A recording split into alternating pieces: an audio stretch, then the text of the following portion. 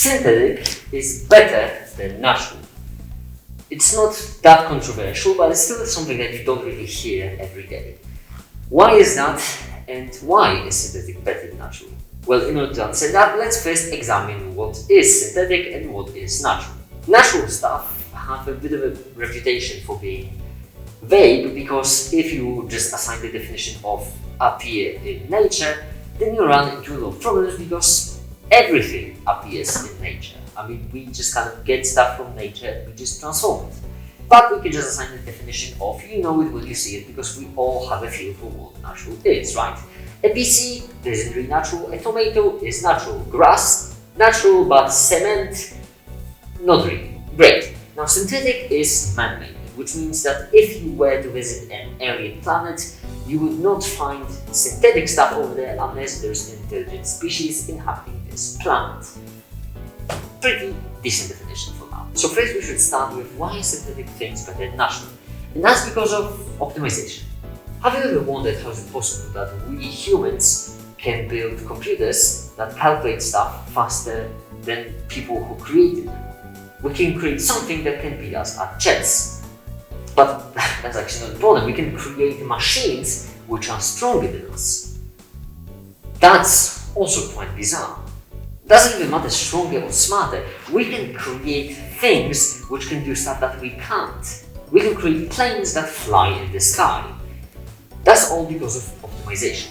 You see, all of those things excel at specific tasks, so they are stronger, smarter, or faster than humans, but only in very specific scenarios. We humans, when we are creating something, we are creating it for a very specific task, and that gives us a lot of freedom, because we can basically neglect any other usage for this very thing. If we make some sort of shampoo, all we have to care about is how it cleans stuff. We don't have to care about the fact that it has to be, I don't know, glow in the dark and a really great source of insulation. Natural stuff, on the other hand, have to be really good at variety of tasks. For example, a tomato. A tomato has to be good at preserving seeds, using these seeds to grow in the ground, spreading roots, gathering resources from those roots to grow even further, photosynthesis, and then building more fruits that would be the best for animals to consume.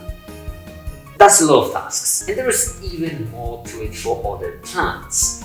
On the other hand, if we humans were designing a tomato, all we would care about is its taste and its nutritional value. So yeah, a tomato has many tasks to perform, but required to not go extinct. Now let's add some general meta that would tell us how well the tomato is designed, and because we will first take a look at tomato design by nature, this would be pretty high. And also some general stats that would tell us how well is it performing at any tasks. Now this is an example of what a normal tomato would look like, and it would be a rather great tomato. Except not really for human use. You see, we humans don't really care about most of these tasks, so even though our tomato would be designed more poorly than nature, mostly because of the fact that evolution did have a bit more time to do it, we would still benefit from it, because qualities that we care about would be way more optimized. So even though the tomato is worse, it is also better. For humans, obviously. This is actually very obvious if you think about it for a bit longer. I mean, obviously random things that we find in nature are going to be worse than the ones we created, because well, we created them for this very specific task. So now the second question. Why do we really often associate natural with good? That doesn't seem quite right, does it? Since we've survived this long eating apples, it probably means that apples aren't really bad for us. What's even more, we evolved for them to be good for us. So yeah, natural things have a tendency to be good. That's why the title of this video is very important. It's because the synthetic stuff is better than the natural. I'm not saying that natural is bad, I'm saying that synthetic stuff is better for any optimized goal. That's how we create things. So, for now that we, oh wait a minute, I almost forgot, hold on, because there'll be people in the comments and I have to address this issue right away. I used it better in the title, right? And in the video, really often I said synthetic is better than natural, but isn't saying better a mathematical impossibility? Click on the video because it's also a pretty good one. Well, yes it is, but context is very important because in this case there is some in-between lines, meaning hidden in those those words.